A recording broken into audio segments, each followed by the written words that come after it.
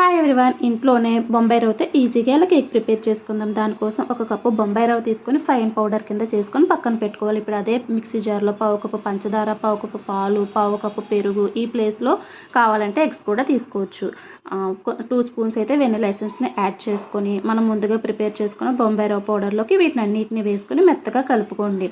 Vanilla essence లేకపోతే యాలక్కాయల పొడి కూడా వాడుకోవచ్చు. ఈలోపు కుక్కర్ని అయితే ప్రీహీట్ చేసుకొని పెట్టుకోండి. ఇప్పుడు వీటిని అన్నిటిని చక్కగా కలుపుకొని మనం స్ట్రైనర్ పెట్టుకొని దీంట్లో ఒక పావు కప్పు మైదా, బేకింగ్ పౌడర్, బేకింగ్ సోడా 1/2 స్పూన్లు అయితే వేసుకొని పించ్ ఆఫ్ సాల్ట్ అయితే వేసుకొని వీటిని చక్కగా జల్లించుకోవాలన్నమాట.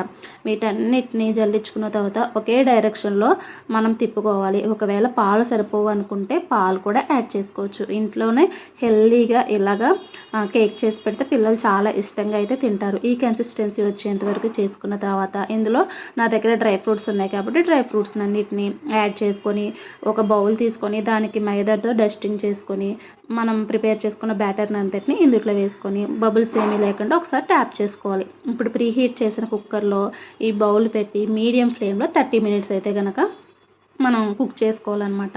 తర్వాత మూత తీసుకొని చూసి నైఫ్తో కానీ టూత్పిక్తో కానీ చూసుకుంటే కేక్ ఏమీ అంటకుండా ఉంటే మన కేక్ అనేది రెడీ అయిపోయింది. తర్వాత మొత్తం పూర్తిగా చల్లారిన తర్వాత డీమోల్డ్ చేసుకుంటే మన కేక్ అనేది రెడీ అయిపోయింది. ఇంట్లోనే ఇలా ఈజీగా అయితే కనుక కేక్ ప్రిపేర్ చేసుకోండి. పిల్లలు చాలా ఇష్టంగా అయితే కనుక తింటారు. నచ్చితే కనుక ఫాలో అవ్వండి. Please like, share, subscribe my videos.